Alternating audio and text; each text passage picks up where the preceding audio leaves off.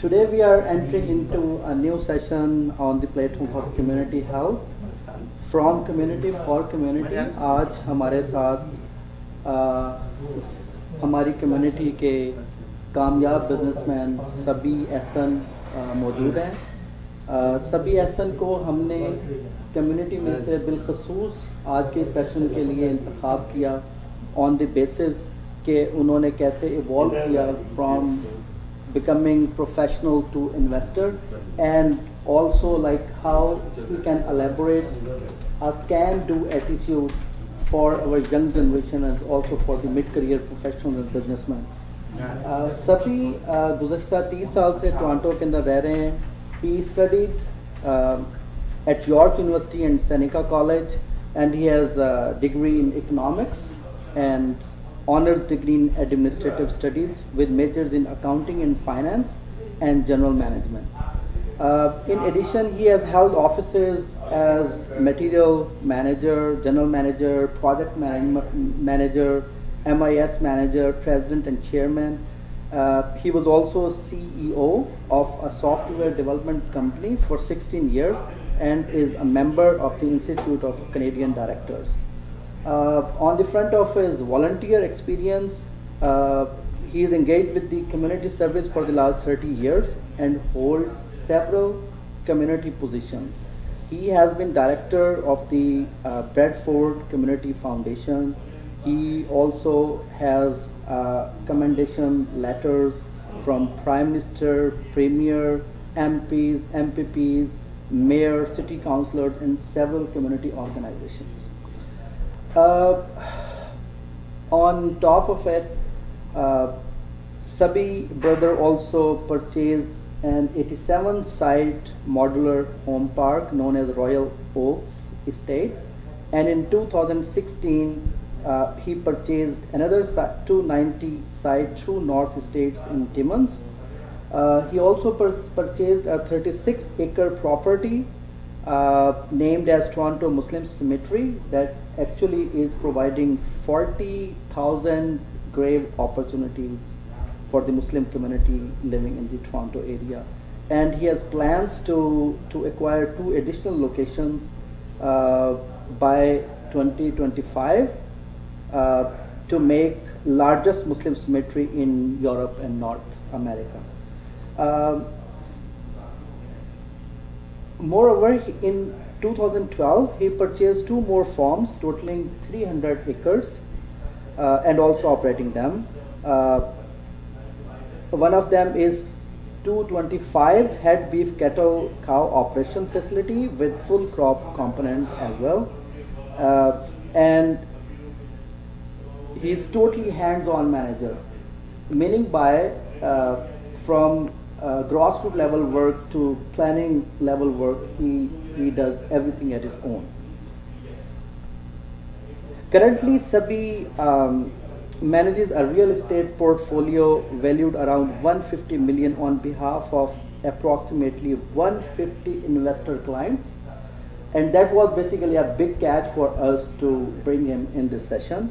And this portfolio includes many farms, Royal Oak Estate, True North Estate, Toronto Muslim Cemetery, and a retail butcher shop in Aurora.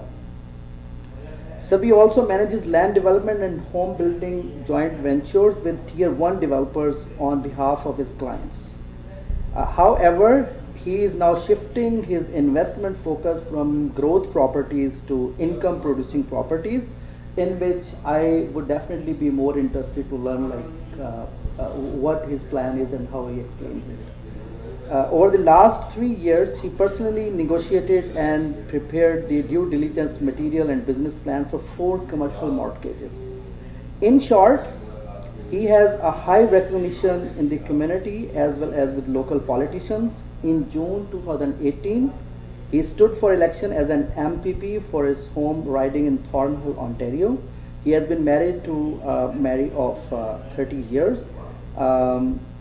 They have 2 accomplished daughters, an urban planner and a mechanical engineer. And in this session, our focus will be to get his insight, particularly like how he evolved as investor from a professional category, Number two, business modalities, like how he evolved from small businessman to an investor level. What particularly interested to know, like what does he mean for growth properties to income producing properties, and at the end, as he mentioned, like he also have experience to write business plans. So just want to know a nitty gritty of a successful business plan. So I handed over session to Mr. Sabi Ahsan to explain how Sabi evolved from a professional to an investor level. Sabi भाई, thank you very much. मैं आपको community help के platform पर इस session में welcome करता हूँ. हमारे लिए बहुत एजाज़ की बात है कि हम समझते हैं कि आप जैसे लोगों की जो इनसाइट है about his life, about business, and being a very good benefiting citizen, उसके ऊपर हम आपका इंसाइट इस प्रोग्राम में सुनना चाहेंगे. और जो आपने पहले बताया कि प्रिलिमिनरी डिस्कशन के अंदर जब हम आपसे ये सारे डिज़ाइन कर रहे थे इंटरव्यू में, कि what do you mean by can do attitude? जी शुक्रिया बहुत बहुत अलीम भाई. So basically, you know, I have been working for more than 45 years, almost 50 years now, and I don't think I remember myself working less than 80 hours a week ever. Oh. And in the years I was a farmer, I was working 120, 130, and even 140 hours a week steady. So, you know, even 120 hours a week is like 3 full-time jobs. Yeah. So, with the 45 years of experience, with 80 plus hours a week, it's like over 100 years of work established. So, basically, I have learned this through doing. It's a combination of work, talking to people, and doing. Excellent. Yes, the main thing about education is that you use your education, then you don't make mistakes. Yeah. It's a faster way and less expensive way. So you are because building something on the experience done by other people. Yes, I mean that's what education is all about. Yeah. Education doesn't just have to be formal. Yeah. It can be informal as well. So, you know, we're from Pakistan, you and myself, and not too long ago we had multi-generational families where the grandfather, the father, and the grandchildren, they all lived in the same house. The key thing with that system, as opposed to what we call the nuclear family, where it's just father, mother, and children, was that there were lots of opportunities to learn from your aunts, uncles, and grandparents. Today, so this is another benefit to live in a joint family. Absolutely, it's a huge benefit. So you can find a mentor in your own family. Yes, so the thing is that today, when husband and wife get married and they move out, and they really have no experience of running a household, life is very difficult for them. Then they have a child, they don't know anything. In that multi-family thing, you know, the aunts, the sisters, you know, the grandmother, everybody takes care of the child. The child has lots of opportunities. Like over here today, I read a report recently that child care per year costs more than the cost of a university education.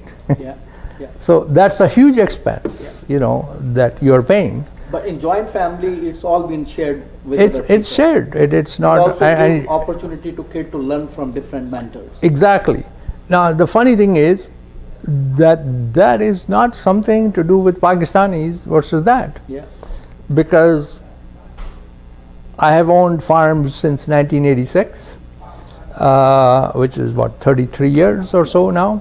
You see, because a farmer, he needs to be a carpenter, he needs to be a mechanic, he has to service all of his equipment, He has to be a veterinarian, he has to be a gynecologist, he has to be a midwife, he has to be a businessman, he has to plant all of his crops, right?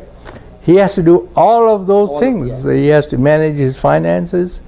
It's very, very hard work.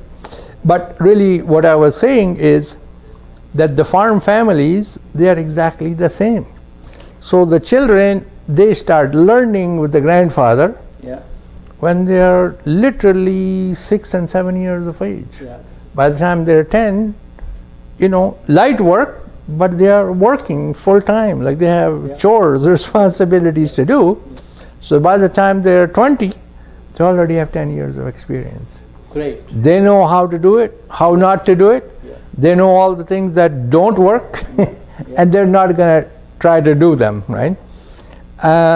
And they get their day's work done. Like a farmer knows that I can't leave this thing for tomorrow. I have to do it today. And the importance of the time and planning ahead. See, in Canada, you have a very short growing season. If you don't seed in time, you're not going to harvest in time. And what happens is in October, the rains start. And if you haven't harvested, maybe the crop is going to rot in the field. So you have to service your equipment in the fall, have it ready. So soon as the weather allows, the farmer's out there, in the field working. Then he can take off his crop in August and September. He doesn't have to worry about the October rains.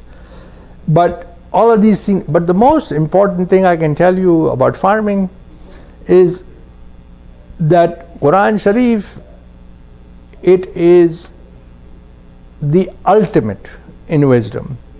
It has everything that you need. We read it like parrots. We don't necessarily understand it. Even if we understand the Arabic, we don't know what it means, right? Whereas when you're a farmer, and your whole life and your livelihood and everything is dependent on that soil, and Allah subhanahu wa ta'ala describes it, so clearly in so many places in the Quran, your attitude, it changes as to what nature is. You understand those nature passages because your life and your livelihood is tied to that. And you learn that you can't fight nature. And you understand that everything that Allah subhanahu wa ta'ala has written from before science came around, and it's been in practice certainly for many, many thousands of years.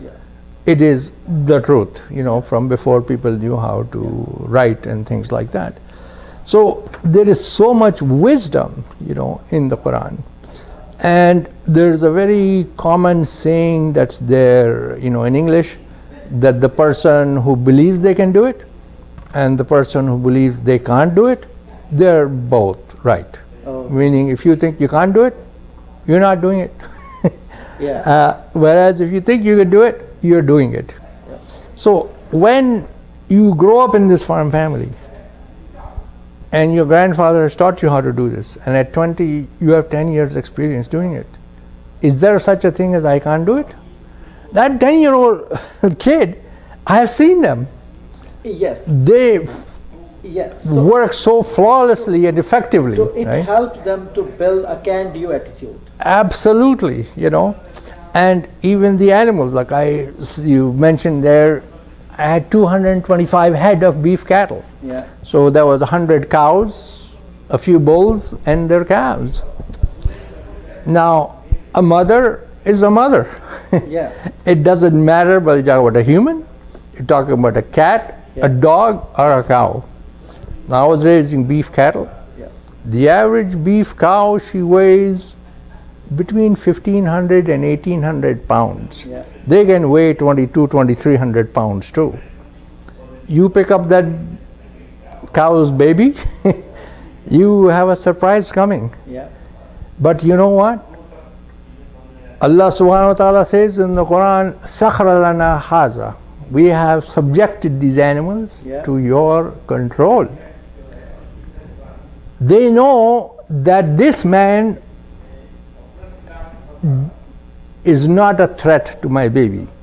You pick up that baby, this 1,500 pound mother, she's all around you. Yeah.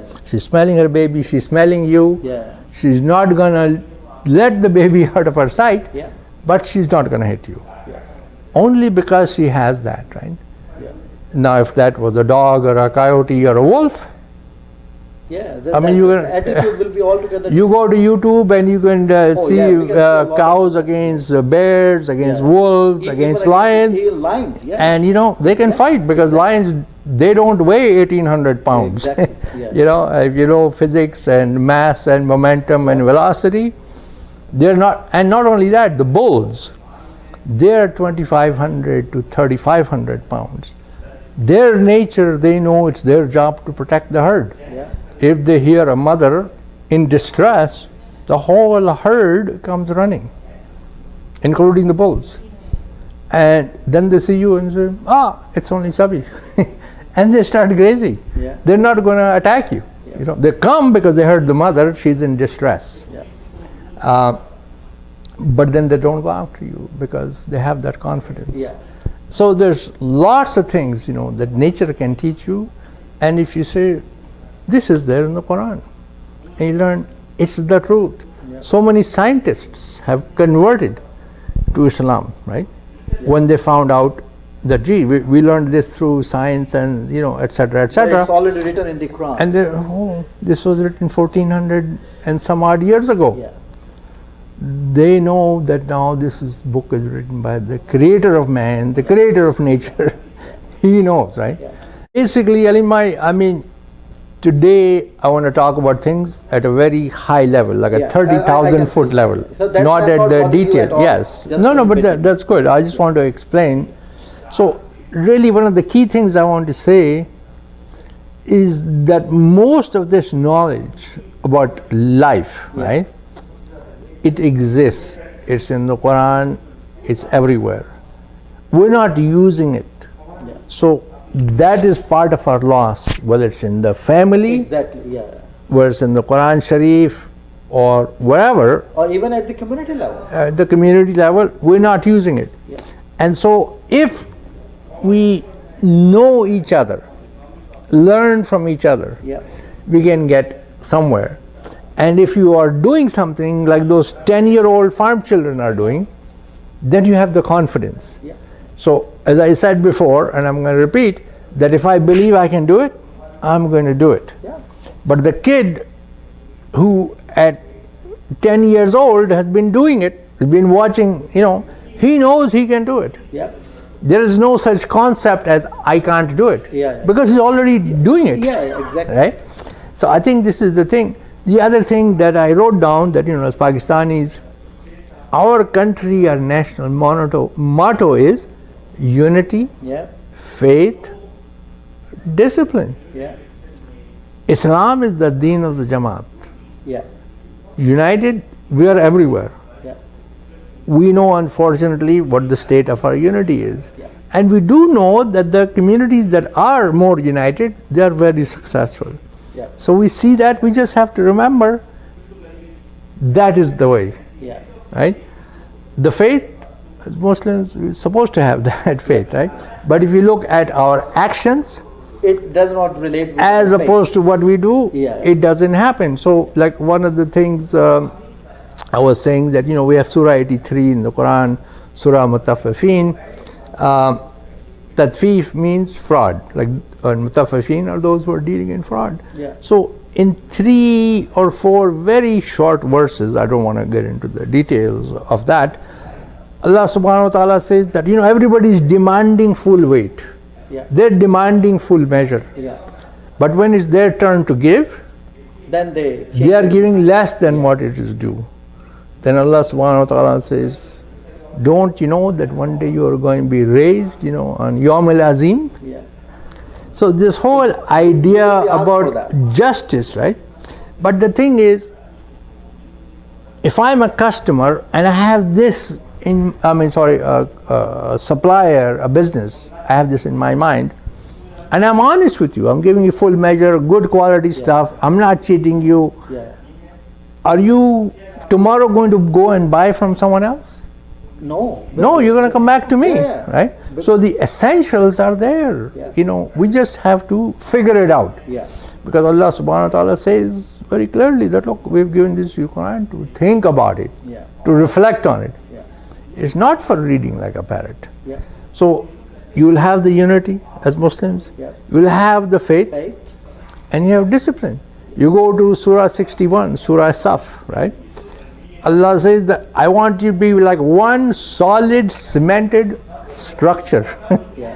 You'll see Allah subhanahu wa ta'ala loves discipline. It's very clear, in the Quran. Yeah. So I'm saying we don't really need to learn a lot. Yeah. I'm not saying don't learn science, don't learn technology, don't learn business. I've learned it myself. But the essentials that give us the confidence Yeah. to do that work, that knowledge really comes from the Quran. Yeah. And a lot of people think, oh, geez. And I really like whatever your experience is, you are relating with the teachings of Islam. Well, but this is it. You see, so that is the essence of my benefit. Yeah. So as we said earlier, that I have 150 investor clients, Yeah. and I'm managing over $150 million in real estate. Yeah. Why have people given me this money to invest on their behalf? They have more trust on you. They have trust. And you build that trust by adopting. I didn't build that trust. It's their perception that this person is not a crook. Yeah, He's not going to run they away with learned my it- money. But they learned it over the time by dealing with you in different affairs of life. It's obvious, Yeah. you see. So the thing is, as I was saying before, that you ask many Muslims Yeah. that what does Akbar mean? We all say Allahu Akbar all the time. Yeah. They will give you, say this, that, etc., right? Yeah. But round and round, they're not really clear. Yeah. But really, we have a definition, from various Imams, alayhimus salam, that says that it means that Allah is greater than anything that we can Yep. imagine. Like there is nothing bigger, nothing greater. Yeah. But when you study nature, when you understand the Quran, when you understand that the truth about families, about business, about community relationships, is all there in the Quran. You understand nature, the sun, the moon, like everybody didn't understand that there were multiple universes. Yeah. They didn't understand the orbits, right? That when you understand all of this, then when you do the sajda of Allah subhanahu wa ta'ala, Allahu Akbar, then you are bowing to somebody that there is no greater knowledge, Yeah. no greater creator. Yeah. You take the scientists, the doctors, the researchers, they're just trying to understand how does this body work? Yeah. How does the science work? Yeah. Did they create it? I mean, if you look at a car, there's a guy who engineered Yeah. the car, right? Yep. There's guys who work on the assembly line. They can't do the engineer's work. There's people who drive it, they barely understand how to change the oil or fill the oil, One right? system of being Yeah, working and there's mechanics who sort of know how to do it, but they couldn't design Yeah. a new car, especially all the parts to it. So Allah subhanahu wa ta'ala, He has created this whole system. So the person who's intelligent, he sees and understands all of this. So the sajda that person does, it's different. And we have stories about Amirul Mu'mineen, right? We have that story about that arrow in his foot, yeah. right? Yeah. That when Amirul Mu'mineen is doing the sajda, that's the time to take it out. He's not even going to know he took that it out, arrow, right? Yeah. And he did not felt it. He did not feel it at all. And a lot of my friends, and I have a lot of smart, learned friends. I mean, and I'm talking about from a Quranic, Islamic perspective, right? They ask me, Sabi, have you read this book? Have you read that book? And I said, no, I haven't read it. I said, well, how come? This is a very good book. I said, yeah, I'm not going to read it. I said, how come? Why? Because there is so much material in the Quran. I've been reading it for more than 30 years. So much material in Nahjul Balagha. I still don't get it until I'm comfortable that I understand all the stuff that is in there, I don't see a point in reading something else. Yeah. That doesn't mean I don't read professional stuff. I do. Yeah. But as far as religious stuff is concerned, just those two books. Yeah. And really it is just amazing. You mentioned that before. I have a 3-year diploma in computer programming. I have a degree in economics. I have an honors degree in admin studies with majors in accounting. Awesome. I was manager of information systems for a big American multinational when I was 25. Yeah. They appointed me general manager over 170 people when I was 29 years old. Yeah. And I had a company car and this and that. This is back in 1981, long time ago, right? Yeah. But at that time I was not reading the Quran.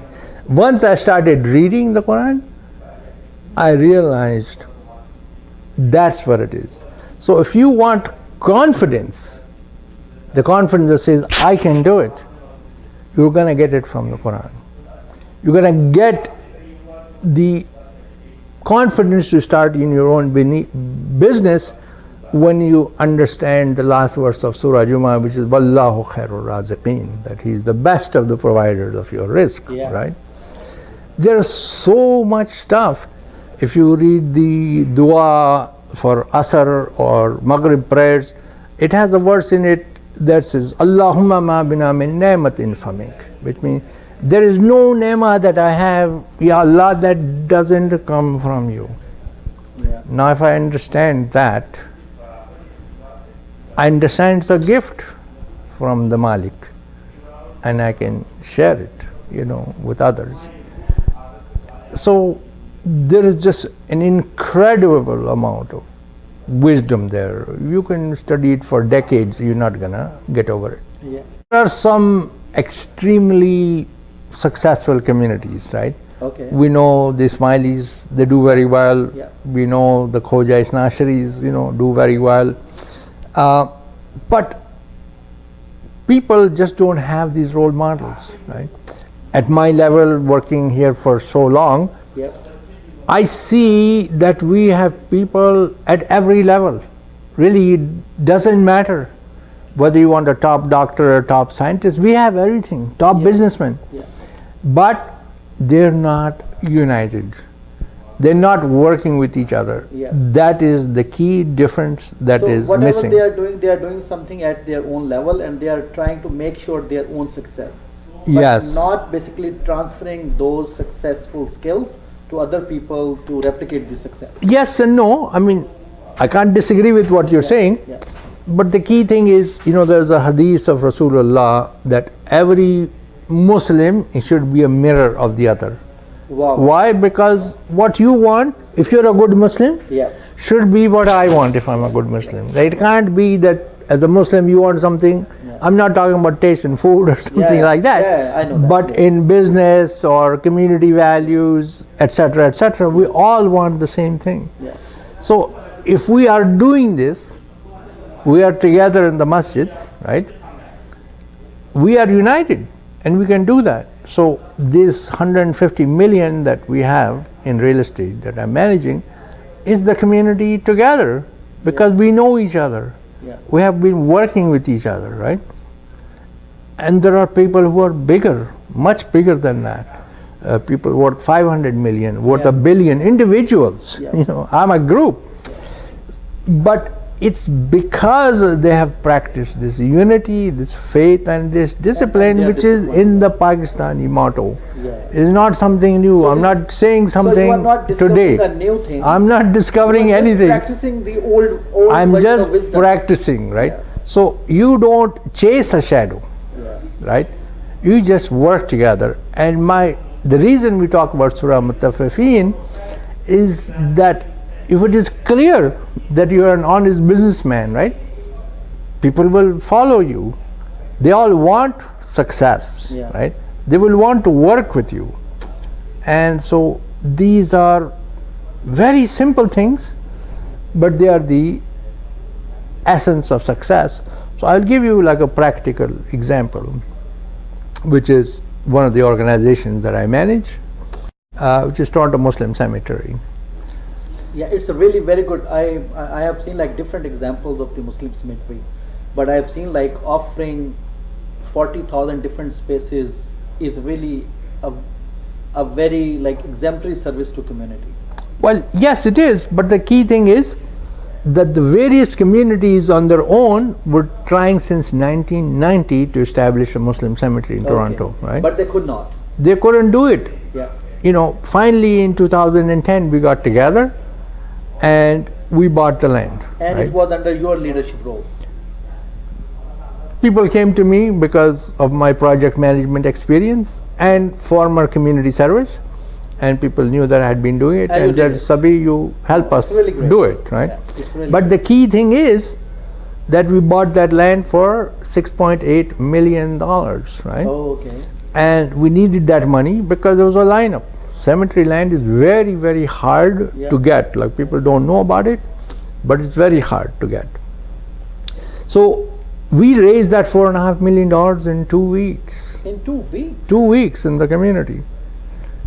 Because those people, they said, okay, somebody has this project, he's not a crook, I'm giving him his money, we're going to get this thing back at some point. So trust was basically the vital We thing. couldn't have done it without the trust. That's my whole point. Yeah.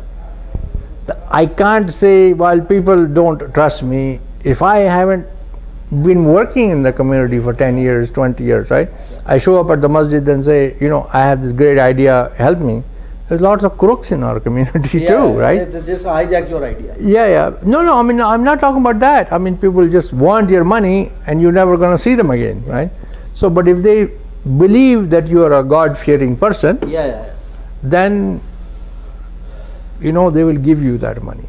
And so that's really what I'm saying, that yes, and I know Ideal City Living, you know, is trying to do this, etc., etc. It all comes from trust and starting, you know, you crawl and then you walk and then you run. So you have to do it all slowly. And I can tell you that Toronto Muslim Cemetery, we are servicing at least 55 different countries.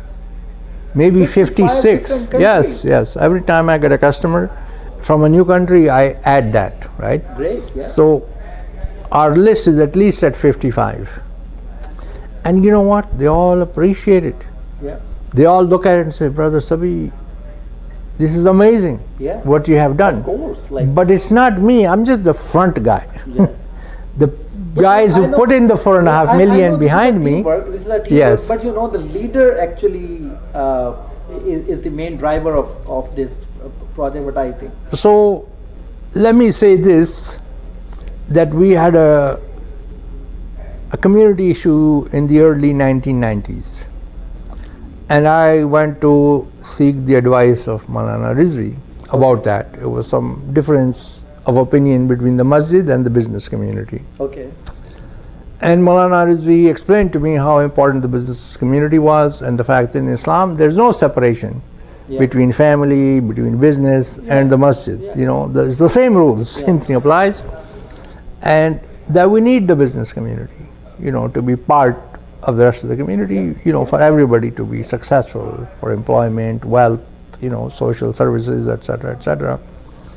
So that gave me this idea. There was another incident that happened parallel at the same time, because I do a lot of real estate work. Somebody said to me, oh, I need somebody, let's say a roofer or somebody like that, and there was somebody in the community. So I said, why don't you call him? Yeah. Oh, no, I don't want anybody from the community. Anybody but somebody from the community. I know, like in our communities, mostly people say like this. But that's bad. So I had this, and I had this thing from Maulana Rizvi. So I said to myself, you know, when I conduct my business, I'm gonna do it so that people will want to do business with me. And we talked about that Surah Mutaffifin. You know, I'm gonna come back to that over and over again. And people love it. Your customers, they don't leave you. They don't buy from you today and buy from somebody tomorrow.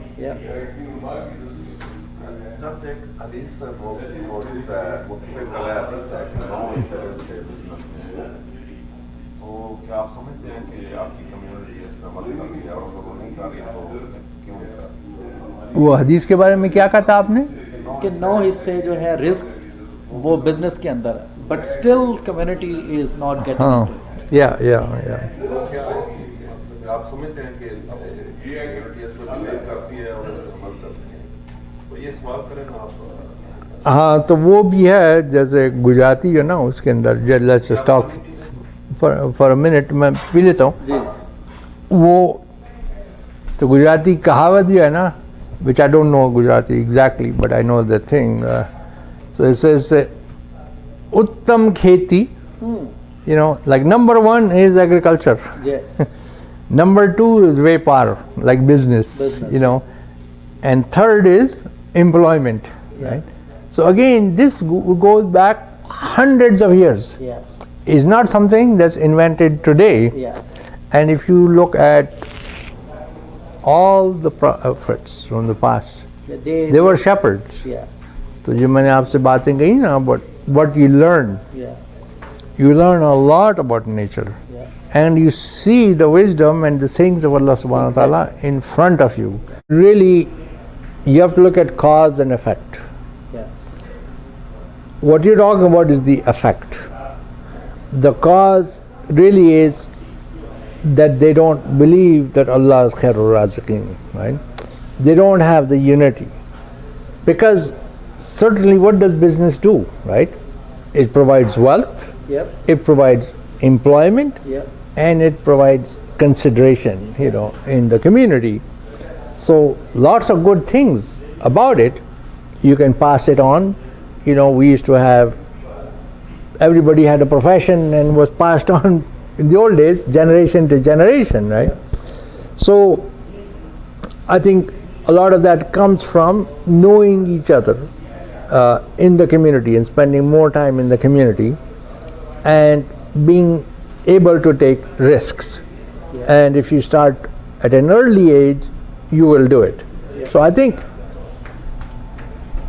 if you look at that thing about whether you think you can do it or not do it, again, that if you believe in Allah subhanahu wa ta'ala and that you are doing the right thing, at least trying to do the right thing, then you know the confidence that you have, okay, I am doing the right thing, you can't beat that confidence, and then you can start a business, you can develop the business, and then it's going to grow. Like even when we come to this country, sometimes we don't have work, but we think, well, our children will have a better future, and they do, because they learn, they grow up in this environment. We have the first generation have trouble, but the children don't have as much trouble. Why? Because they're part of that routine. So if we had that faith, we could do it, we could build those systems. So I think really that's what it is. I spent a lot of time, you know, in the Khoja community, and they have this saying, which I don't know exactly, but you know, starts with Otam Kheti, which means number 1 is agriculture, number 2 is business, and number 3 is employment, like for somebody.